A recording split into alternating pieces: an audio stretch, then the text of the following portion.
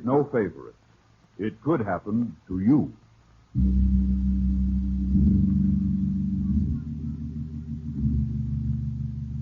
Book 84, page 327. In the Diary of Fate.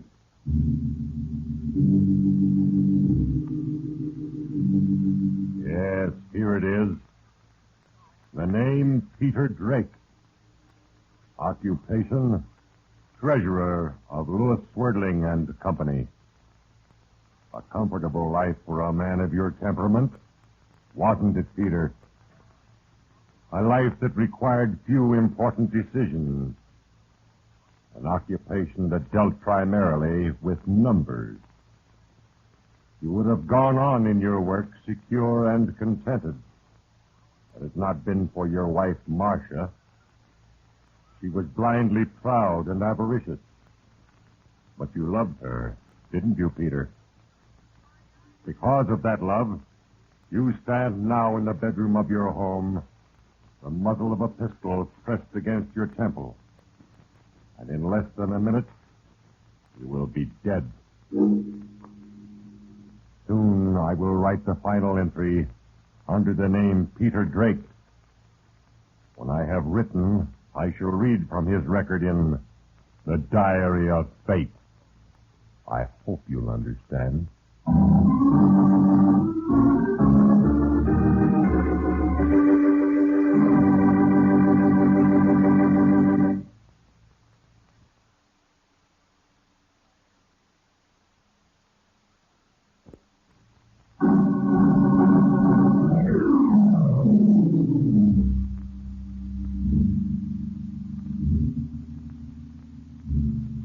Yes, Peter Drake.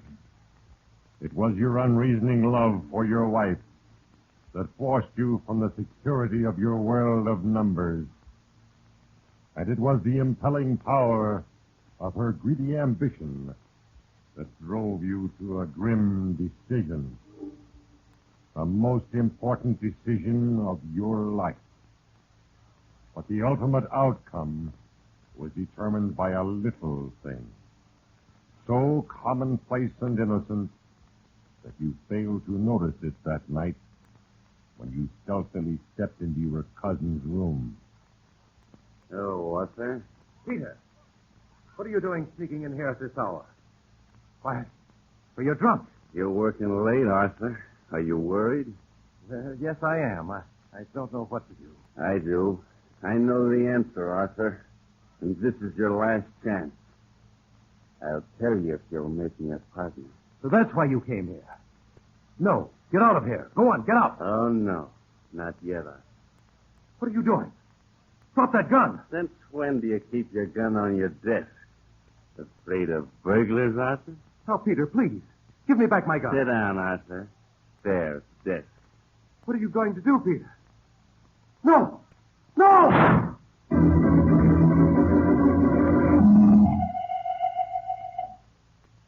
As you fired that shot, Peter Drake, a plan was put in motion, and the end for you was certain.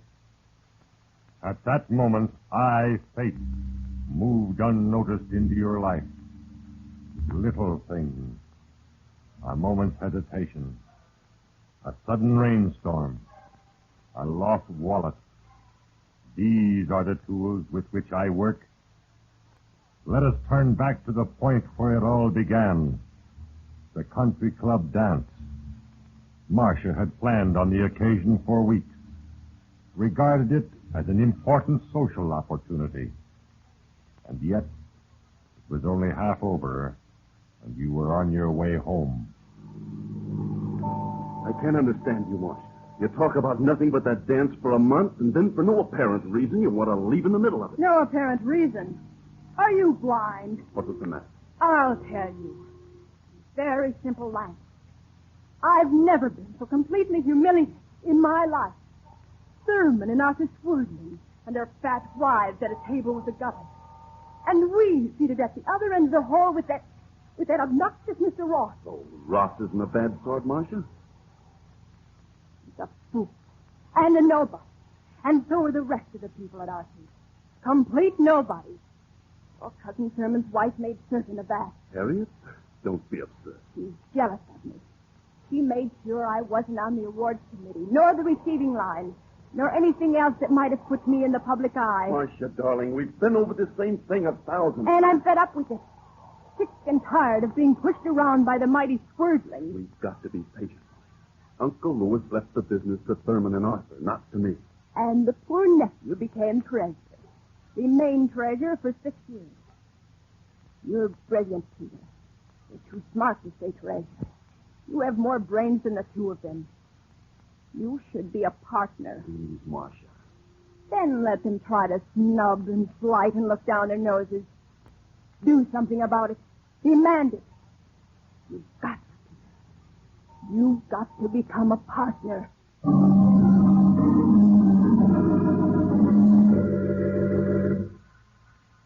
Yes, Peter. You felt the security of your sheltered world crumble before the insistent nagging of your wife, whom you loved deeply. You would do as Marcia asked. You had even begun to believe she was right when an hour after you arrived at your office the next morning, you boldly entered the office occupied by your cousins, Thurman and Arthur. You left the party early last night, Peter. Anything wrong? No, I had a headache, that's all. Well, too bad. Nice party. Well, Peter, what do you want to see me about? Chester account? No, Thurman, that's been taken care of. I want to talk about my position. I'm not satisfied, Thurman. What do you mean, Peter? Just this. I want to be taken in on equal footing. I want to be up there with you and Arthur. What are you talking about? I'll handle this now, Arthur. Now, look, Peter. As a treasurer, you're tops. Keeping books, watching expenses, that sort of thing. That's what you're best suited for. As far as making the big deals, handling our delicate foreign commitments, well, I think you're still a good treasurer. Look here, Thurman. I've made big money for this company for years. I handled our war contracts. I established our overseas trade. Yes, you've always done your job well, Peter. No question about that. But no one man is indispensable. Now, don't forget that. And don't force my hand, Peter. You mean you'd fire me? Now, let's be sensible about this. Right now, there's nothing open. Arthur and I can handle the whole show. We need you. We want you. Exactly where you are. I think we understand each other. Now, is there anything else? No, Thurman. Nothing else. Very well. Then let's forget it.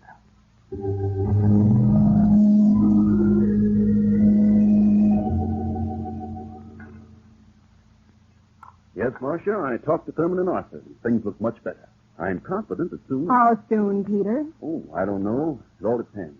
They both agree my work has done the firm a lot of good. Did they say anything specific? Well, they said they're not quite ready yet, but when things pick up... Oh, Peter, they're stalling you. And they'll keep on stalling you forever. Well, I'm tired of waiting. I'm not going to wait. What do you mean? I mean I'm through. For 6 years I've been insulted and looked down on by this word. I can't take any more. I'm through, I tell you. Through. Marcia, you don't mean that. You can't leave me. Peter, you're hurting my arm. You can't leave me, do you hear? I won't let you. I love you, Marcia. I love you so much that I'd do anything. Anything. My arm, Peter. Please, Marcia, you've got to give me more time. You'd need a whole lifetime. Harriet and Bertha are afraid of me. They'll see that you never get in. I will. I swear I will. But I need time. I love you so, darling. Please give me time. All right, Peter. I'll give you 6 months. Frankly, I think it's a waste of time. You get into the firm only when the Swerdling brothers are dead and buried. By that time, I'll be too old to care. Yes, Peter. Your wife had issued an ultimatum. You were forced to a decision. All that night, her words raced through your tortured mind. And by morning, you had reached your decision and established your plan. At the office, you said no more about a partnership. You did your work patiently and quietly. Several weeks went by, and when your chance came, you seized it. You had taken the monthly report into Thurman's office. What's this? Oh, monthly report, eh? Well, thank you, Peter. Congratulations, my boy. That Desser thing was a nice piece of work. Thanks, Thurman. It did work out well, didn't it? Would you like to go over the report? No, I'm sure it's in fine shape. You just leave it on the desk. By the way, how are you feeling? Oh, I'm all right. I've been getting a little outdoor exercise lately, and... incidentally, Thurman, perhaps you would like to come with me tomorrow. Well, Duck hunting. You used to be a pretty good shot, and I have an excellent place up on the lake. well, sounds great, Peter. I'd like nothing better. But I've got a golf date with Larry Colpack tomorrow. Maybe some other time. Okay, but if you had any questions on the report, I'll be in the office all afternoon. Just a minute. Yes, Thurman? About this duck shoot. Could we be back by noon? Yes, if we leave early, say about 4:30. Fine. George, I'll do it. You pick me up at 4:30. Fine. I'll pick you up at your house. Good. Better sharpen your sights, boy. You're gonna have to go some to beat me. I'll be gunning with a vengeance. Don't worry, Thurman. So will I.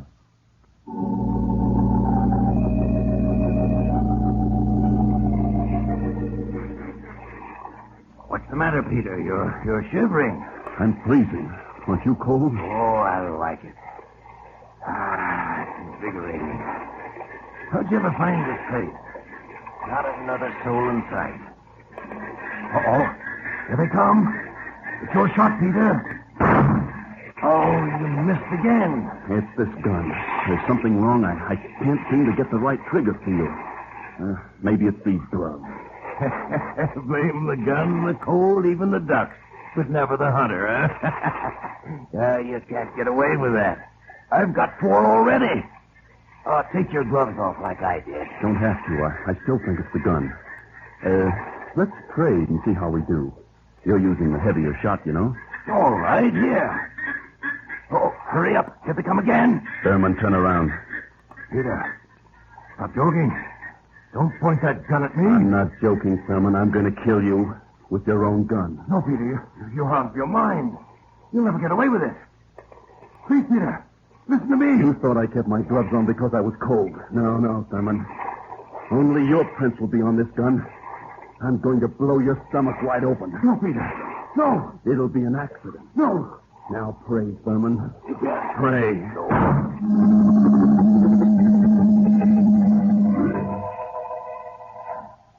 Yes, Peter Drake. In the cold of the morning, you killed a man. Goaded on by the whiplash tongue of the woman you loved, you committed murder. Now, Peter, the plan was finished, complete. The end for you ordained. There was no turning back. Now there are many entries to be made. Soon I will record them all in the Diary of Fate.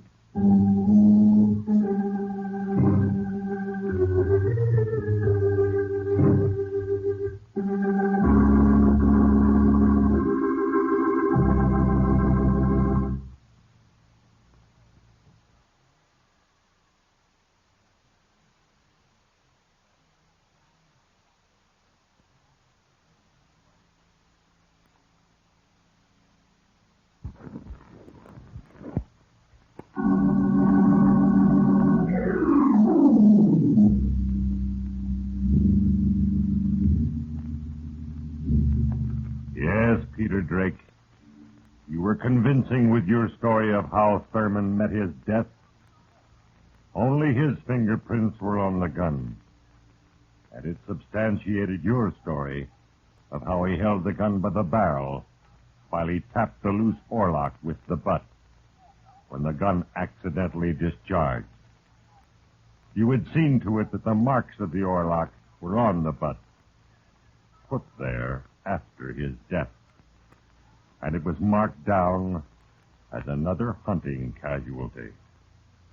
And you can clearly recall shortly after Thurman was buried when you entered Arthur's office, confident that now your long-scheduled promotion was a certainty. Arthur, why didn't you speak to me before you signed this thing?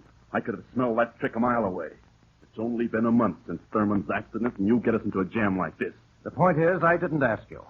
And I am asking you now. What shall we do? Make me a partner, Arthur, and I can give you all the answers. This isn't the time, Peter. Time? You're hedging, Arthur. You know as well as I do you need me here. I belong here. And the only reason I'm not is because your wife is jealous of Marcia. You shouldn't have said that, Peter. True or not, you shouldn't have said it. If I want your advice again, I'll call you. Good day.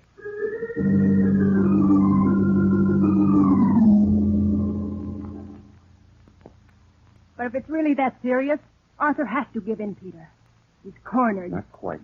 He still thinks he can find the answer alone. And if he's not a complete fool, he can. Can't you do something to prevent that? To get him in deeper? Juggle the books, you mean? Not a chance. You've got to do something. We'll never get another opportunity like this. When Thurman died, we got our big break. If you let this chance slip by There's without... nothing I can do about it, so forget it. There is a way to trap him. There must be. If you weren't such a coward, you'd find it. You dare call me that? What do you know about courage, Marcia? Marcia, this is going to be a shock to you. But do you suppose killing Thurman was easy? Peter. Yes, Marcia, I murdered him. Shot him in the belly with his own gun. Now will you shut up and leave me alone? You. Everyone said it was an accident. And all this time... Peter, you've gone this far. You can't stop now. You've got to go ahead. No, Marcia. No, please. This is our chance. Work on the book. Ruin Arthur. Trap him. Stop it. Stop nagging, pushing, and forcing. In heaven's name, leave me alone and stop goading me. I can't stand anymore. I can't stand anymore, I tell you. Where are you going? Out. I just got to have time to think.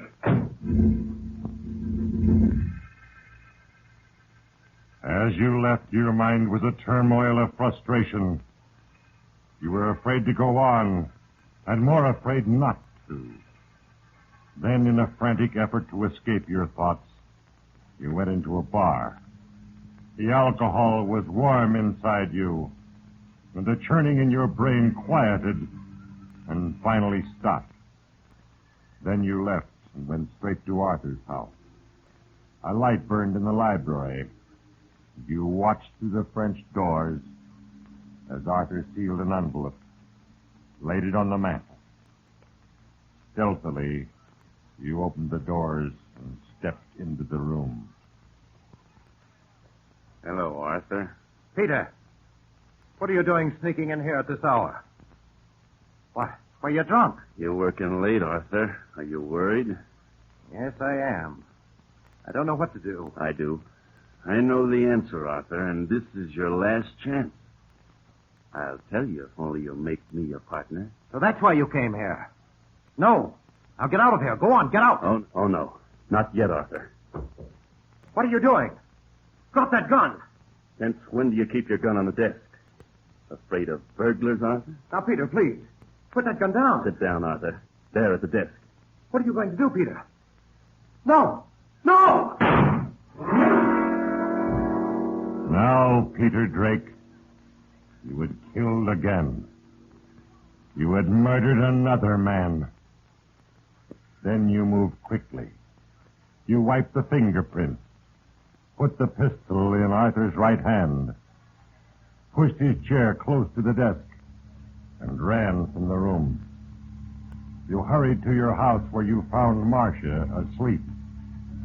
You got into bed at once, and you knew that now, at last, you would rule the swirling empire. Now, Marcia would be happy. You didn't know how long you had slept before you were awakened by Marcia rushing into the room. Peter, wake up. Have you lost your mind completely? How much do you think you can get away with? What's the matter? Here. It's all over the morning paper. Listen to this. Arthur Swerdling, dead. President of the Lewis Swerdling Company was found shot to death in the library of his home late last night. Did you do it, Peter? Yes. Yes, I did it. Are you sure nobody saw you? No one saw me. It all happened so fast. What about this? Although there was every indication Swerdling killed himself, police were silent about a single clue. It indicates that someone else may have done A clue? Oh, no, Marcia. What could it be? Peter, listen to me. You've got to get to the office quick. Make believe that nothing has happened. You didn't see the morning paper. A clue. If only I could remember. Get hold of yourself. You've got to hurry. Yes. No, I'm so shaky. I'll call a cab while you dress. Hurry.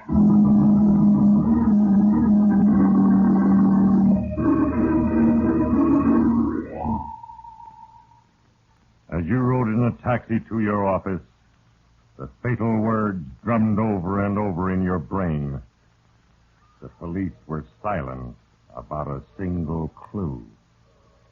Yes, Peter, they had found something, and the cold terror of what that meant to you made your fingers tremble as you reached for your wallet to pay the cab fare. Then, for an instant, your heart stopped beating. Your wallet was missing. Frantically, you searched through all your pockets, but it was gone. The awful fact descended over you like a shroud. You ran inside and called Martha. Had her look for it at home. Her voice was heavy with fear. She told you it was not there. You had to find out. Had to know if your wallet was the clue. You decided to go back to Arthur. And in a few moments later, as a wave of panic mounted inside you, you walked up to his door and pressed the bell.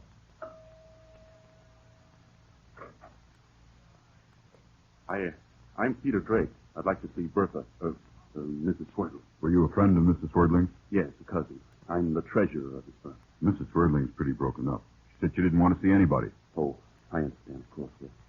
May I ask who you are? Lieutenant Fitzsimmons, police department. Oh, I read in the paper that you men had found some sort of clue. Do you mind telling me what you found? I really couldn't say, Mr. Drake.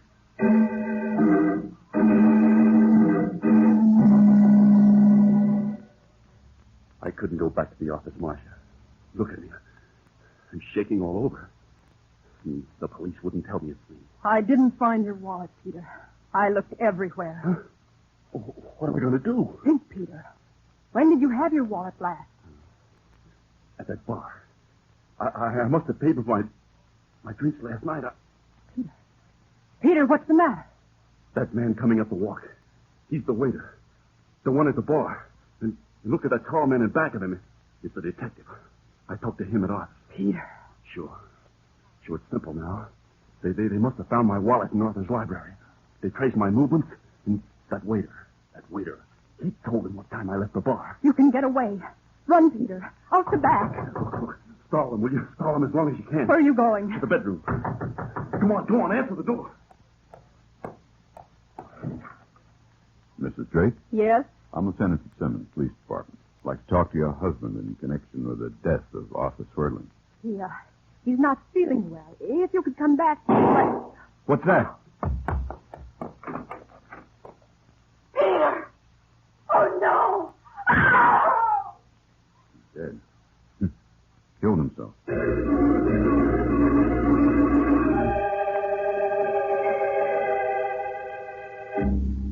Yes, Peter Drake is dead by his own hand, and justice has been served. Although the man is dead, I, Fate, have still another entry to make in his record.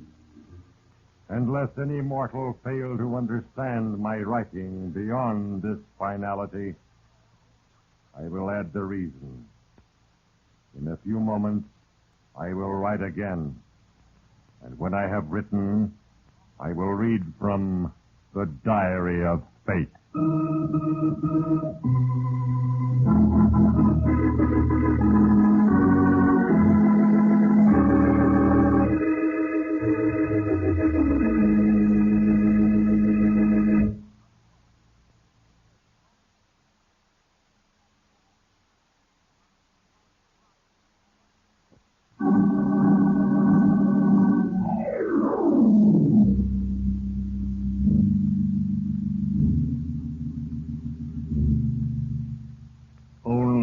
the delicate scales of justice seek their equilibrium, do I, fate, move through the lives of mortals. Only when good has counterweighed evil do I rest. Remember that when the thought is born, the word spoken, the deed performed, the pen indicts. And having been written, the words are indelibly entered in the eternal ledger of the universe. Take heed, you who listen, that your decision be not for evil. For once the decision is made, there is no turning back. And if the decision be for evil, the end for you is certain. In the life of Peter Drake, the plan was set in motion with his decision, and the conclusion was inevitable. For him, self-destruction. Suicide? But why? Because he was cornered. Because you came after him for Arthur's murder. What? Yes. And he murdered Thurman, too. Oh, wait a minute. Arthur Swerdling was a suicide. We found the note he left. What note? Arthur Swerdling left a suicide note on the mantel of his room. He confessed juggling the company's books. That's why I'm here. Your husband was the firm's treasurer, and I thought that... But the clue. You found a clue. Oh, that was nothing. That turned out to be a false lead. No. No, you're lying. What about the wallet? He lost his wallet. Yeah, he did that. This man just told me about it down at the door. Yeah, lady, that's right. You see, he lost it at my bar, and I just wanted to return it. I figured it was the honest thing to do.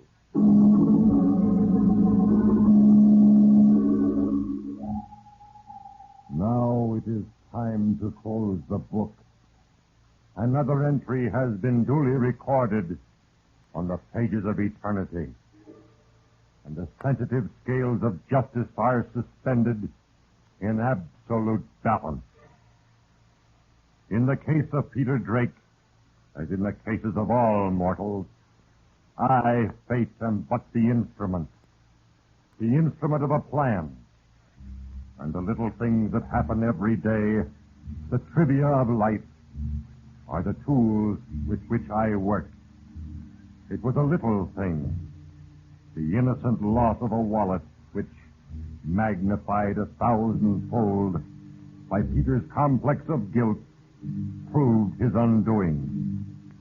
Ponder well the moral, and remember, you who listen, that there is a page for you in The Diary of Fate.